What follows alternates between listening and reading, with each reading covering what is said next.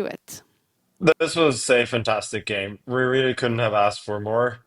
There was a fascinating idea from Gukesh in the opening, an almost entirely new concept.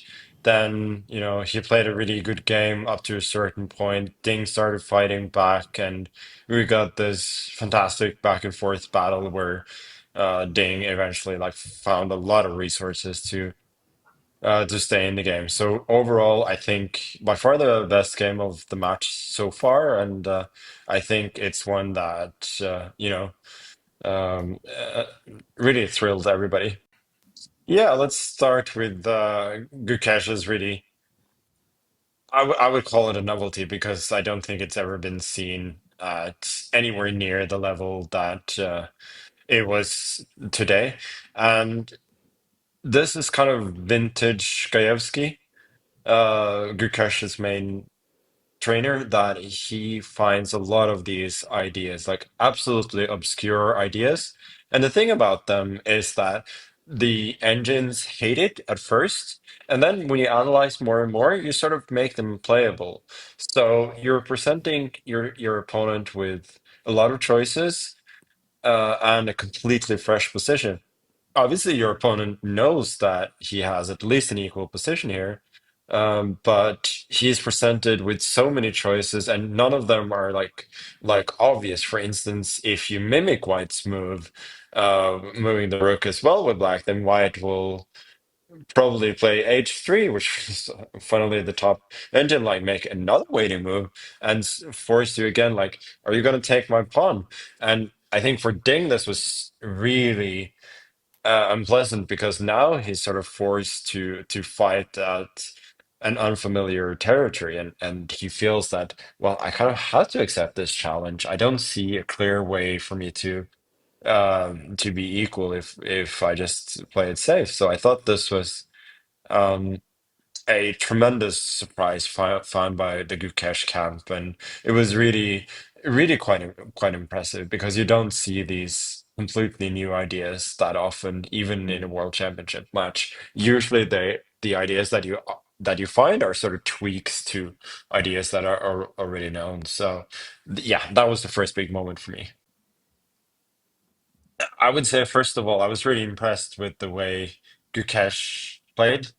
First, putting his knight on a3 on the edge there was not obvious, but you kind of needed to do that to gain time and also not allow the black knight to get a great uh position in the center on e5.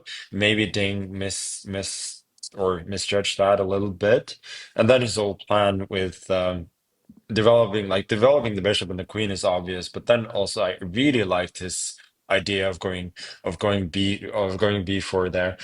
This idea is known from Benoni structures, but the thing is, like, you give your opponent a protected passed pawn, and that is quite a big commitment. So even though he gets good squares for his pieces, it's not an obvious decision by any means.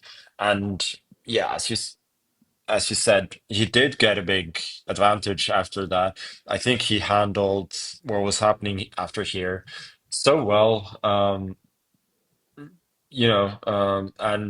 honestly, I think he was just one move away there at some point from getting a completely decisive advantage.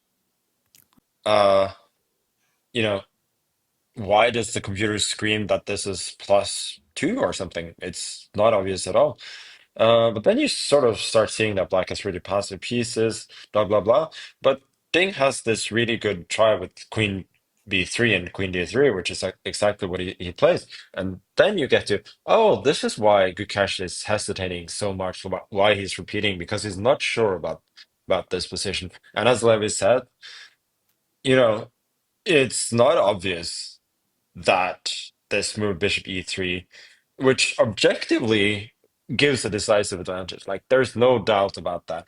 It's Yeah, it's not easy. It's not easy to find at all.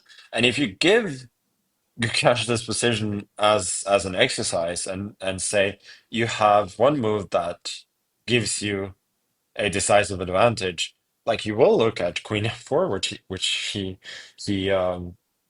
he which he played. So I obviously, as a fan of Gukesh, would have loved for him to find that. And as Levy said, like the black position is remarkably helpless. Like you wouldn't expect it to be that lost.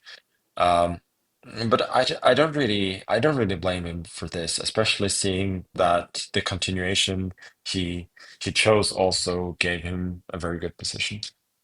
But then, Ding, I think he lost his mind a little bit with the next move.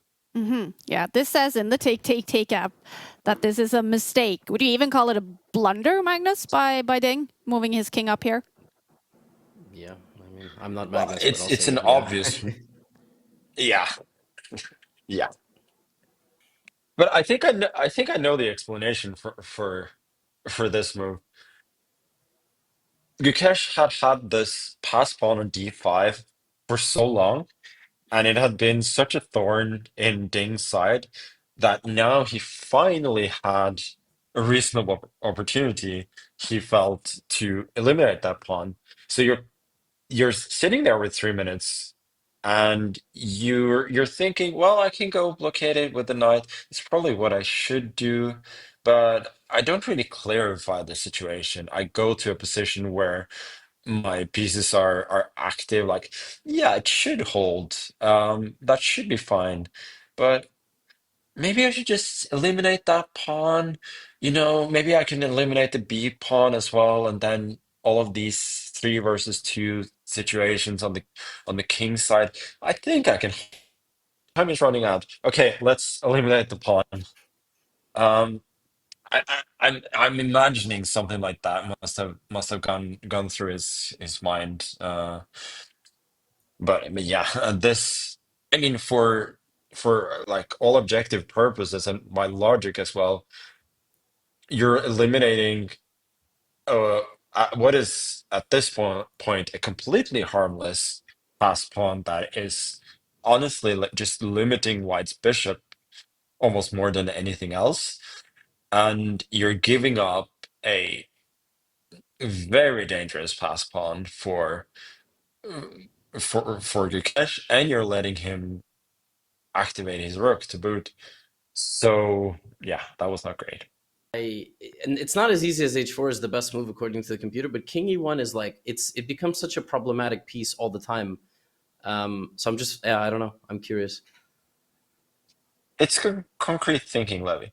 I think this is what Gukesh does, and it has been his downfall at several points in this match already, that he tries to sort of solve problems concretely.